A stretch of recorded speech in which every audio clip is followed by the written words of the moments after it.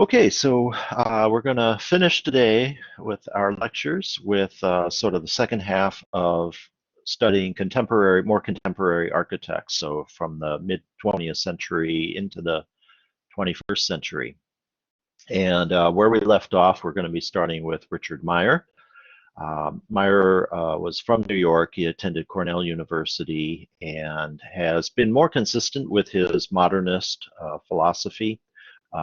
Some of the other contemporary architects we talked about last time had their educational training in traditional Miesian or Baja style modernism, but maybe sort of adapted or changed their style a little bit over time. But Meyer has been one who been far more consistent with a pure modernist aesthetic. He's also, unfortunately, I don't know if you've heard about this in the several years ago, he got caught up in a harassment scandal with former female employees coming out and discussing quite vividly what he did to them. So he's kind of an asshole. Not even kind of, but is an important architect, so we do talk about him. All right, so one project I want to highlight or start with, and it's a very early project of his that sort of, I've said before, puts his name out up there on the map and makes him a sort of nationally known architect, and it's the Athenaeum in New Harmony, Indiana. This is from 1979.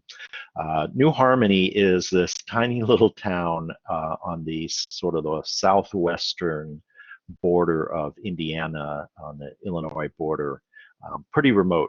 And it's I want to say it was an old utopian society, one of these sort of semi-religious utopian communities that was active in the 19th century. And so it's this historic little town, and they hired this, at the time, not well-known architect, Richard Meyer, to design what amounts to sort of a cultural center or a visitor center for tourists who come to the town and want to visit this community. And you can see from it that everything is pure white. And this is going to be a trend with Richard Meyer. He, like maybe say Corbusier or some of those Baja style architects, he fell in love with the white aesthetic, and really most of his work has that pure white aesthetic that we see here. It's not a Baja style architecture. You can see strong geometries. There's a lot of Corbusier, you could argue, here, with these strong geometric forms, which we saw in some of his work and Corbusier's work, like at the Villa Savoy. But expressing the exterior staircases and even this entry ramp, this is actually a ramp that leads up to the upper level here. Is kind of the aesthetic that he becomes well known for. Here's another view. Actually, I'm sorry, it wasn't a ramp, it's a staircase that leads up to that level. And another example, click here, is the High Museum of Art. This is in Atlanta, Georgia from 1983, and you can see that it is basically a continuation of the Athenaeum. Almost the same kinds of forms, these pure white panels once again, the large areas of glazing, different geometric massing that we saw with the Athenaeum. So this is just yet another example of that carried on. Probably his most important and famous work would be the Getty Museum. This is in Los Angeles, started in the 1990s, and it's a huge complex that has been built in stages over time. And it sits on a very prominent hill overlooking, LA. It's actually a cool site. If you've never been, it's an incredible museum. It's definitely a world-class museum, but it's also a really interesting architectural experience. You pull off an exit for the highway that is essentially the exit for the museum only. There's nothing else. You get off, you park in a big parking lot, and you take a tram system up the mountainside to a, station or whatever at the top of the hill, and then you walk around this campus that we see here in an aerial view.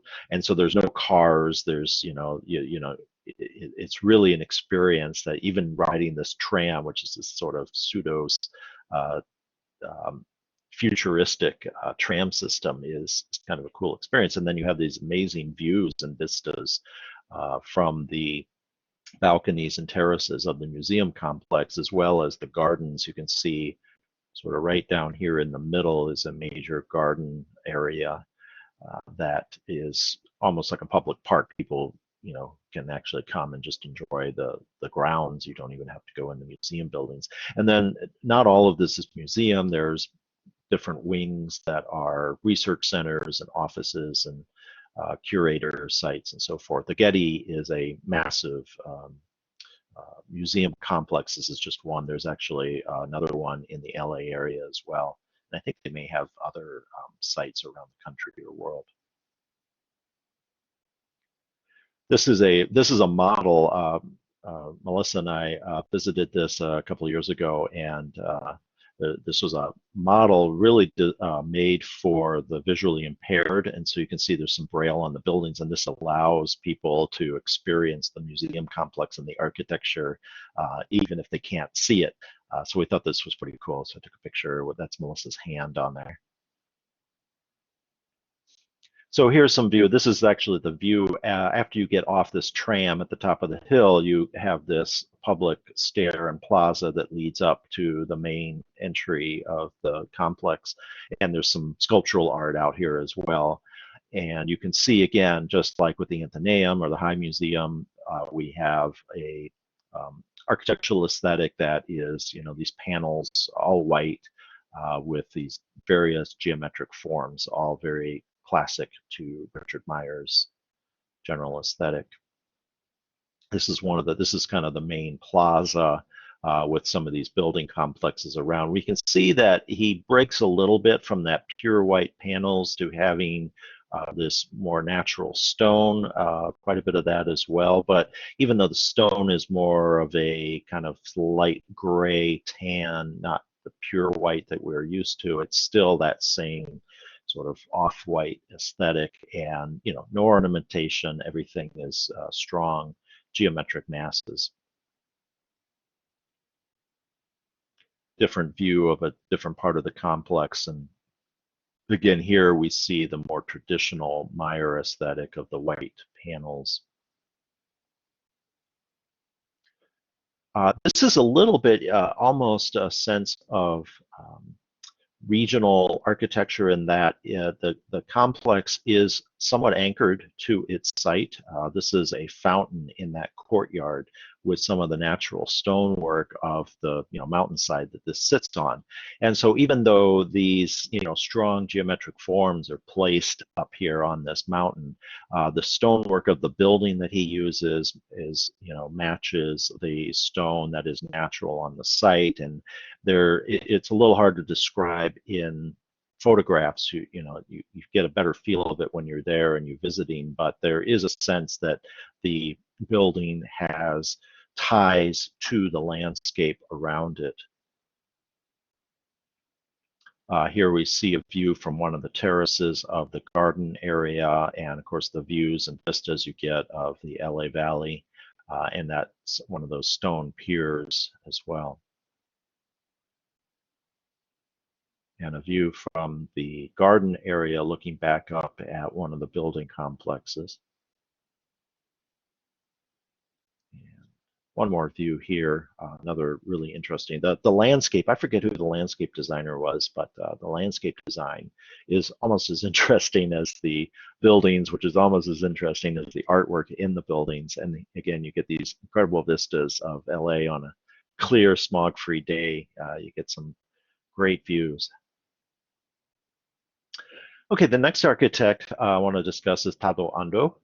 He is a Japanese architect and really probably one of the most prominent post-World War II Japanese architects, born in 1941, so right at the beginning of the war, or at least the war with America, and was very inspired early on by the work of Frank Lloyd Wright. Got to talk about Frank Lloyd Wright one more time here at the very end. We didn't discuss this, but in the early 1920s, one of his big projects was the Imperial Hotel in Tokyo.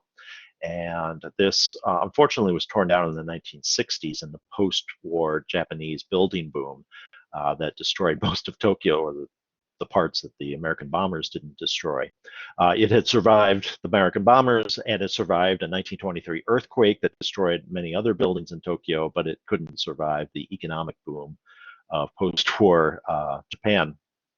But he was very influenced by that, and kind of fell in love with a modern architecture. And so, here we have a Japanese architect directly influenced by Frank Lloyd Wright. And as he grew and began his education, he also was really taken by Corbusier and Louis Kahn, especially their concrete work. And we'll see Ando is an amazing practitioner in the art of concrete, which, to the average person, concrete is this raw, ugly material, and you may still think that. Many people might still think that after they see even works by Louis Kahn or Tado Ando. But when we talked about Louis Kahn, I talked about how the attention to detail and how the form is created, and when you pull the forms off, the anchoring points and ties and the sort of forms and shapes that you get from the concrete, all of that are taken, those details are really taken to care by good architects that work in concrete, and Ando is really one of the best.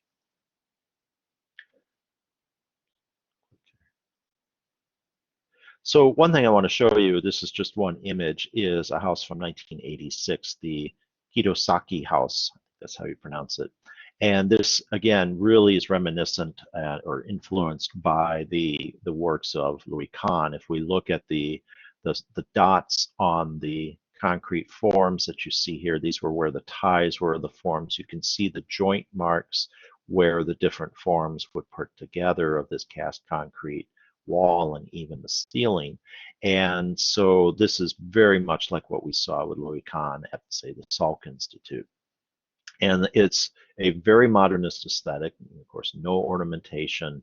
We're just seeing the raw concrete walls, what Corbusier called the concrete brut, and kind of was bastardized into the term brutalism in the US, which is kind of an unfortunate term for looking at raw concrete because it sounds nasty, and many people get a negative association from that. But when it's done right, it's really a beautiful minimalist aesthetic.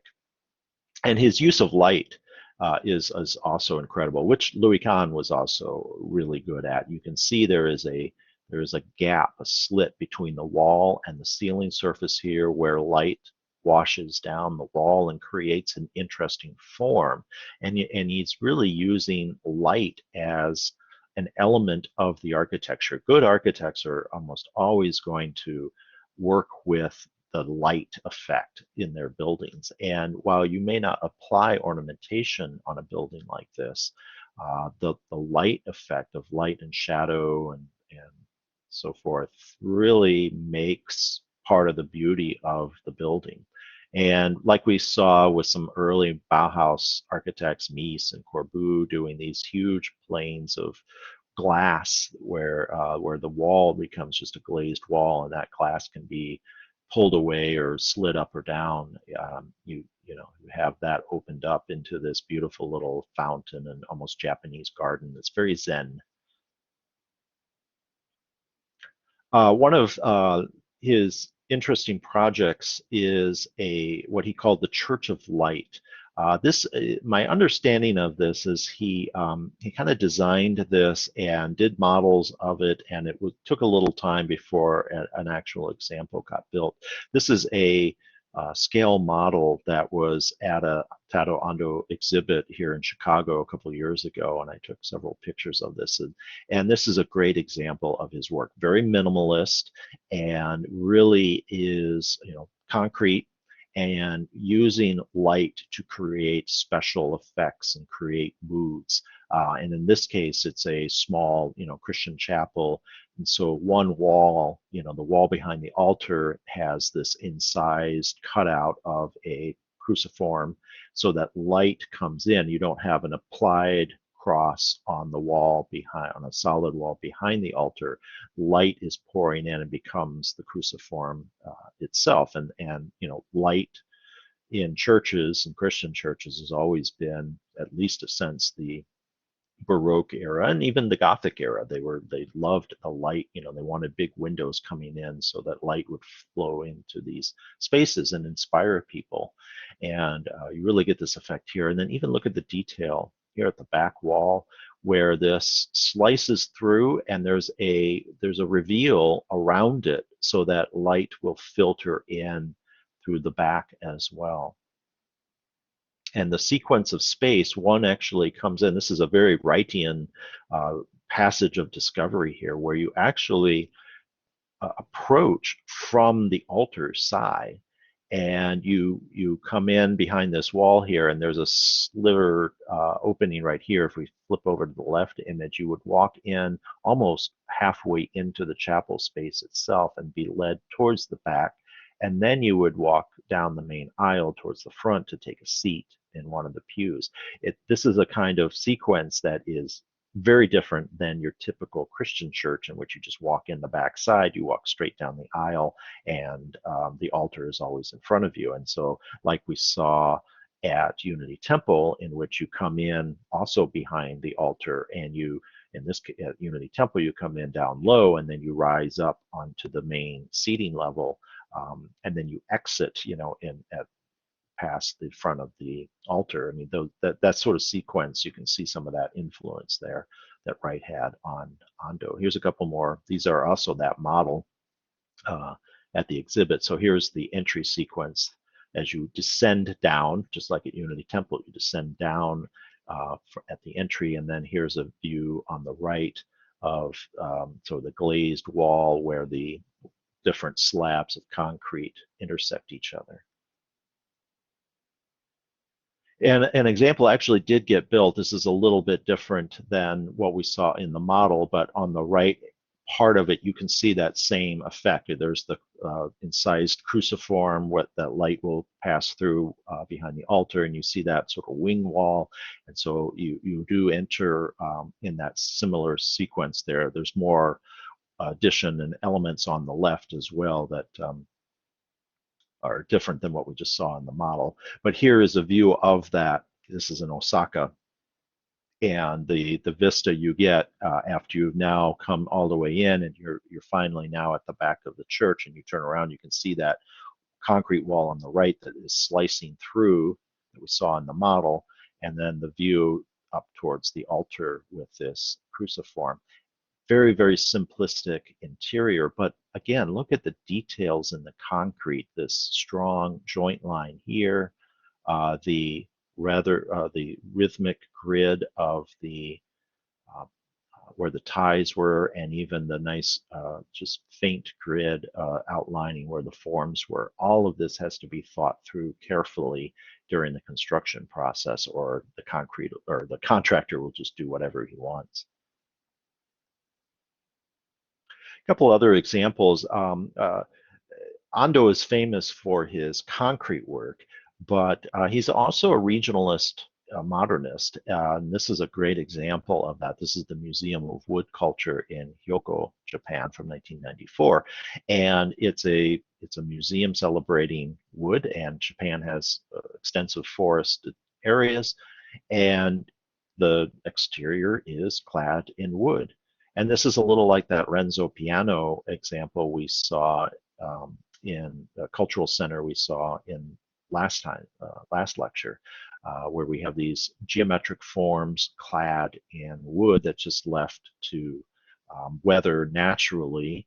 And if you're celebrating wood, you're going to see a lot of wood. And so that is a way to, anchor the building to its site in this, forested region, and to tie it to what the building really is and express the nature of the building. There's a lot of concrete in this as well. This is a cool space inside that circular form, and with a concrete bridge and a fountain underneath, and completely surrounded by these slat wood walls. There's actually two examples of Ando's work right here in Chicago. The first was the Eichener Lee House from 1998. This is in, I think it's Rogers Park up on the north side. And this is a wealthy family that hires Ando. I believe this was the first work of Ando in the United States altogether, and we have it right here in Chicago. This is a private residence, so it doesn't even hardly look like this. It's even more obscured now by vegetation and so forth. And you can see that the front of the house is really walled off. This is almost going back to ancient traditions of urban housing in which you wall off the street view and you have an open inner courtyard. We go to the next slide, you see the exterior front is down here at the bottom. Here's the staircase into, quote, the front door. But you'll notice here in the middle is an open courtyard. And so this is an inward looking house, and the courtyard is surrounded by glazed walls and gardenscapes that allow the family to have privacy, but also, a connection to nature. And the next slide is a view of that garden area. And again, a very Japanese style Zen garden space in which we have some garden elements, but here we have this almost a koi pond with a river rock, and as you can see, the glazed walls that allow views from almost anywhere in the house into this very quiet contemplative space. Here's a view from the inside looking out towards the garden. And just like we saw with Corbusier's strong geometry of that ramp system like we saw at the Villa Savoy. So you can really see a little bit of a tie back to that roof garden deck with the strong geometry of that ramp we saw at the Villa Savoy. And the second example we have in Chicago is much newer. This is actually sponsored by that family, and it is literally right next door. And this is the Wrightwood 659 Gallery. How many of you have visited this? It's a public art gallery. I've been to one exhibit here. They had a Tado Ando exhibit that was here that I was talking about, where that model was of the Church of Light. And this is in a way a bit of a regionalist approach as well, because they took an old 1920s apartment block, typical of Chicago. It wasn't the big courtyard apartment block, but it was, had a major facade here in the front. Little bit of a Georgian style. We have, neoclassical pediments and columns and the coins on the side here. Not at all modern contemporary architecture. But they preserved that, and they preserved the Chicago common brick wall on the side. But when you go inside, they gutted everything, and they created this incredible volume of space, exposing the brick from the inside, that same Chicago common brick, and leaving the windows openings. They put in new fixed pane windows. But really creating this incredible Ando installation on the interior of concrete and glazed railings. These are my photos when we visited that exhibition. And so we see the same concrete work in smaller amounts in contrast with this Chicago common brick. It's a really neat contrast. And like I say, if you have not been here, go, to when things open up again, make it a point to go there. And I think it's free. You have to get a reserved ticket, which is easy to get online, and you can essentially go for free. This is the core, vertical core elements of the stair wraps around that. I think there's an elevator tucked within this, and you can see right up close the concrete work and detailing that Ando has. And to see this installed in this volume that was this old apartment building is really a cool thing. And this is up on the roof deck. You can get a little bit of a view of the Eichner house down below. But if you go in the afternoon, you get the afternoon sun that hits this concrete wall, and you get these shadow lines along here, and the shadows of the people. This is one of the photos I took of that, and it's just an amazing interactive event. And again, this is the beauty that architecture can be. It's minimalist. It's just raw concrete, real simple granite floor slabs, but it's lively and it's engaging, and it's using light and the environment to make it interesting for people. So one of the most famous, I'm sure you've all heard of Frank Gehry. He is one of the top contemporary architects, and even large numbers of the common average people, non-architect world know who Frank Gehry is. He was born in 1929 from Canada and settled. He studied at the University of Southern California as well as Harvard, but I guess after spending some time in Boston, some Boston winters, he went back to LA and settled in Santa Monica. He worked for Victor Gruen. Remember Gruen? We talked about him. He was the developer or the architect that developed the indoor shopping mall. So it's kind of ironic that this amazingly creative avant-garde architect started his career working in shopping malls, but really he breaks out and begins doing his own thing, and became fascinated with a movement we call deconstruction. And we talked a little bit about that, like with the Pompidou Center and Lloyd's of London, in which you take the different elements of a building and you separate them and you express them all, whether it's the mechanical systems or whether it's the exterior. He takes this a little bit further, in which he begins to sculpt them and play with them and put them together or put them back together. If you think about taking like an engine apart, rather than putting it back together as the engine might be, you put it together in different ways. You connect different parts to different things. The engine wouldn't run, but in this case, in architecture, you put them back together. It looks like the thing is maybe structurally unstable and won't work, but it actually does. And Gehry is one of the first architects to rely on the emergence of computer-aided drafting technologies that essentially emerged in the 1980s. Very, very basic system. I worked on like an early release of AutoCAD back in the late 80s, and it's nothing like the computer software that you're using nowadays, but it allows him to do the kind of work that he does. You just simply couldn't do this with hand drafting. His first real independent project that began to express his philosophy about deconstruction is his own house. Once again, we have an architect that experiments with ideas on his own house, not on a paying client. And, that allows potential clients to see the kind of work that he might do and inspires people to maybe hire him. This is from the 1977, 78, and he tinkers with it over time. And he buys a traditional bungalow in Santa Monica. It's just on a normal, street there in Santa Monica, and he begins playing with this. He buys up, corrugated metal and chain link fencing and stainless steel and almost just parts that you could find lying around an industrial site. And he sculpts them and puts them together on additions and dormers and different elements and components of this building.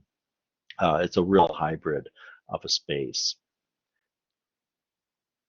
Couple other views. So this is it sits on a corner. So this is the side view on the cross street, and he uses a lot of this corrugated metal and the glass little pod here. We can see the sheet metal this is almost like a sheet metal mechanical duct that is now the chimney. And of course, the corrugated metal, this isn't just straight lines. He angles things and, kind of creates these sort of almost faux walls, and the glass window is of an odd form and shape. And this is kind of what I mean by deconstruction. The parts are put back together in what appear to be random orders, and not in elements that are solid and fixed together. So he actually was rather obscure and sort of low key until 1992. This is a sculptural element, not a building, at what was the Olympic Park in Barcelona from the 1992 Summer Olympics, which were hosted in Barcelona. And he was hired to create a sculptural element. This is where the Olympic athletes gathered, and or they had their housing nearby, and the public could kind of hang out, in this area. And then the different sports venues were scattered around the city. And this is right along the Mediterranean coastline. Just to the right would be the beach in the Mediterranean Sea. And so this was just a playful sculptural element. He was actually known for creating sort of sculptural fish forms. And it sort of made him famous and sort of helped him break out in his career. And one of his early works is in the Czech Republic. This is called, well, it really didn't have a name. It was just an office building. But after its completion, people began to refer to this as the Dancing House, or the Fred and Ginger House. The people in the Czech Republic didn't even know what that meant, because they didn't know who Fred Astaire and Ginger Rogers were, the 1930s and 40s dance team, in movies. Many of you probably don't know who they are, but, they were known for, Fred Astaire was, dressed up in his formal tuxedo and would, stand up straight, and Ginger Rogers would have this flowing gowns and would be twirled around, by Fred.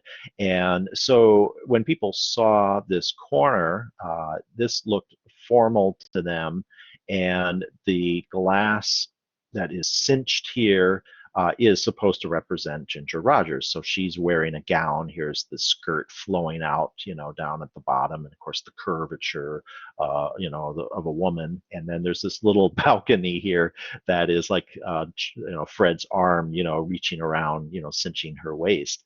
And this wasn't intentional by any means when he was designing it, but it's just how people read this building afterwards. And I always liked this building. It's one of my favorites of his because it's regional, it's contextual, but it is completely modern. To me, this fits pretty well into the environment. You have the stucco walls, which match kind of the stone and stucco work of the nearby buildings. We have a grid of windows, but they're not straight. You can see that they undulate. There's a dome on the corner, similar to domes and spires that we see on some of the other buildings.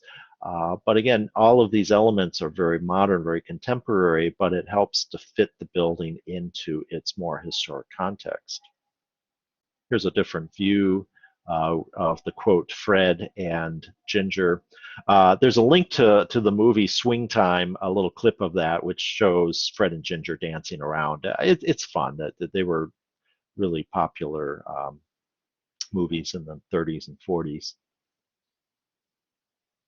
And a view, almost up her skirt here, or whatever, if you're taking this literally, but, just incredible, playfulness in the way this, glass facade is. And you can see that there's a solid structural system of, poured concrete, and this glazed wall here is well, not even the kind of curtain wall that we had discussed going all the way back to the Chicago school. It's just a almost semi-weather protection.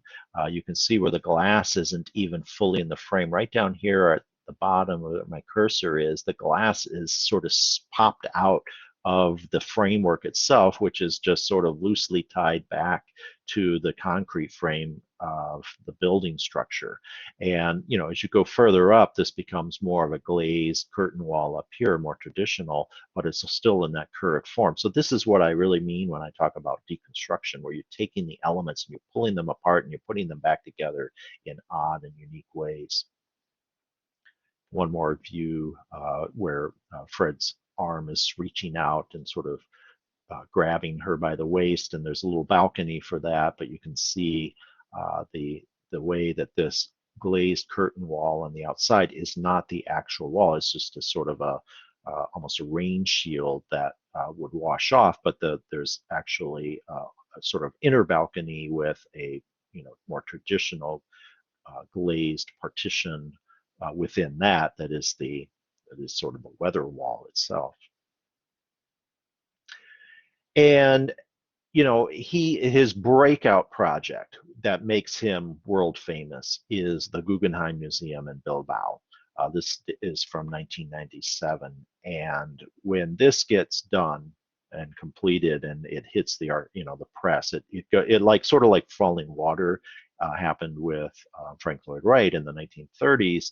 This made mainstream press, Time magazine and Newsweek and all the magazines and things that were popular still in the 1990s. So people looked at this and they went, wow.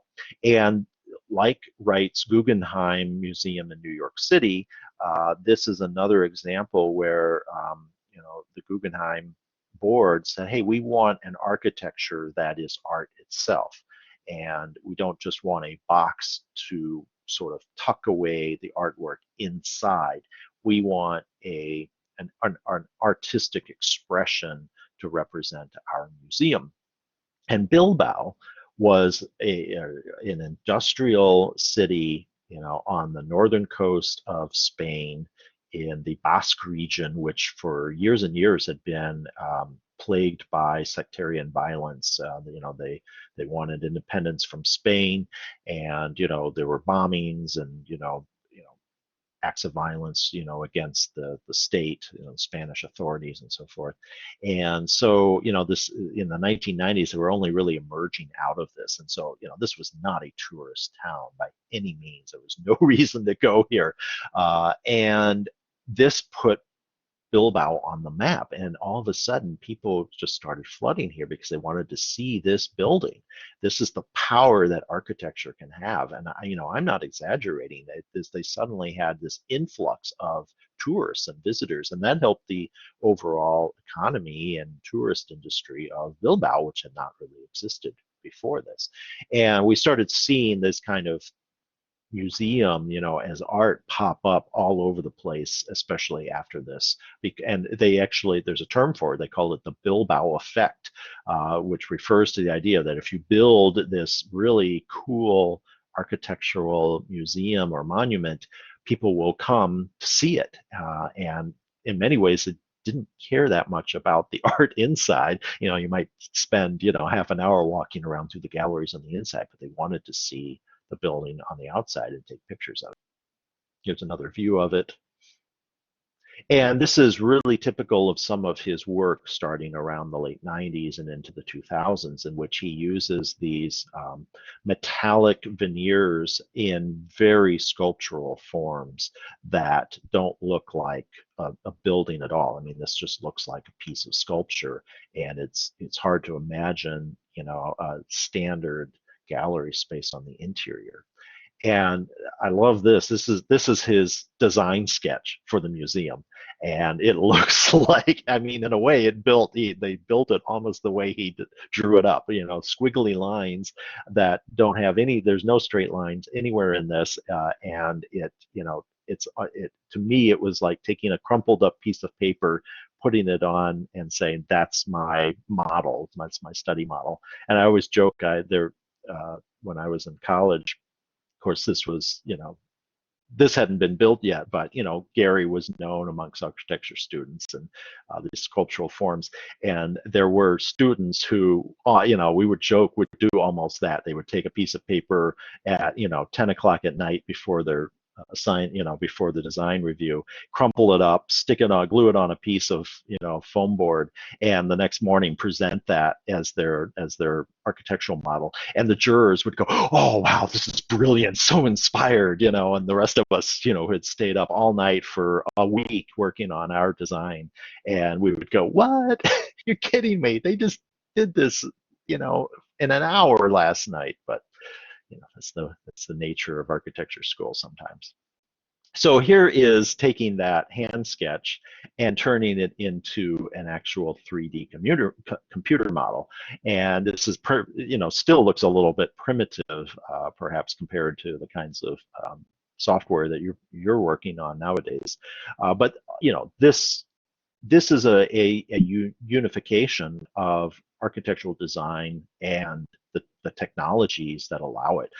And in a way, this is not unlike Gothic architecture, in the sense that it was the emerging technologies of vaulting and flying buttresses that allowed the architects of that era to create these soaring cathedrals that are famous now.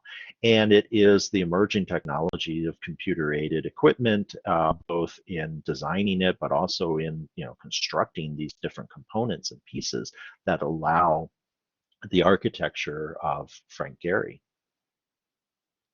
A couple other projects of that similar genre that, after he breaks out with Bilbao, we see this, type of work being built in different places around the world.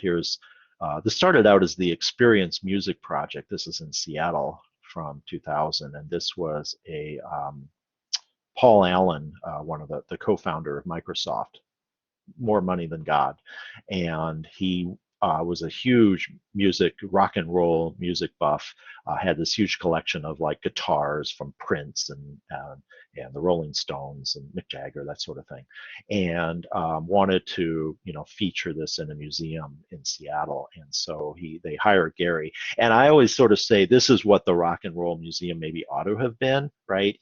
We talked about I.M. Pei, this by that time an elderly, sort of architect of the more traditional Miesian international style, trying to be this young, out there rock and roll design.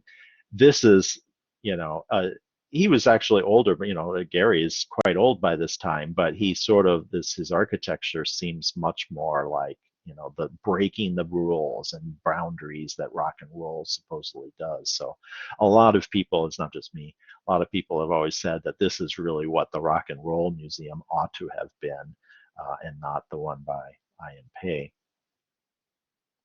A couple other views. This is no longer the Experience Music Project.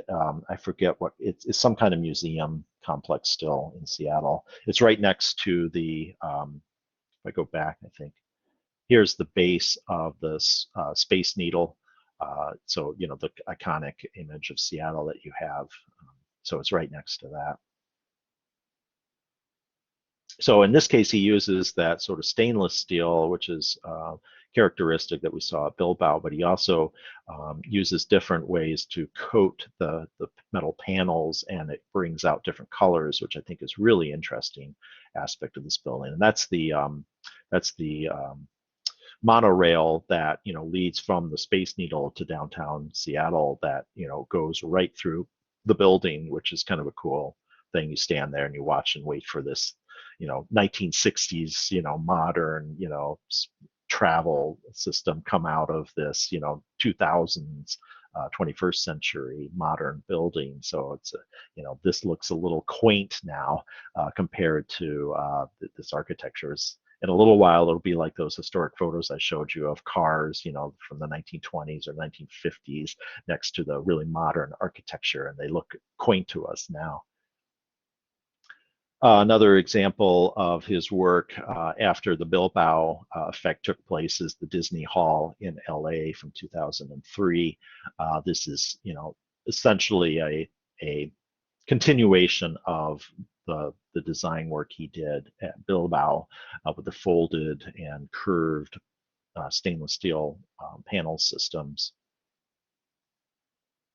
There's a view at the entryway. So it's very sculptural. It's really meant to be a sculptural effect in the interior of the concert hall, which I think has very good acoustics. It's actually pretty well regarded. And we have our own example right here in Chicago of a Gehry at the Pritzker Pavilion, the Bandshell in Millennium Park from finished in 2004. And this is a really cool. If you haven't ever experienced a concert here, I encourage you to do it. I used to work downtown, and I would actually, at my lunch break, I would walk and sit on the lawn under this canopy, and I would listen to them practicing for whatever performance in the evening. So it's a great way to get a free show. Is you just go at lunchtime or middle of the day while they're practicing, and it's a really neat space. The Bandshell, this is truly more of a piece of sculpture more than it is a building, but that canopy that arcs over the lawn is a really interesting effect. If you have not gone into the middle and sat down, you feel a little bit enclosed and protected, but it's all open and you have the cityscape all around you. You have this incredible sculptural form of the Bandshell. It's one of the coolest, quote, spaces to be in Chicago. And then right next door is the pedestrian bridge that goes across Columbus Drive, which used to lead to nowhere. It was kind of that Sarah Palin bridge to nowhere thing. You can see the Bandshell lawn here on the upper right corner, and it went across Columbus Drive, and there wasn't a whole lot to go there. Now it's Maggie Daley Park, and there's the ice rink, and I don't know, in the summer it's probably a roller rink or something like that. So there's a lot more for visitors to actually use this bridge for, but it's this serpentine curved bridge form that's really cool to just go across it. Okay, stop the recording at the moment.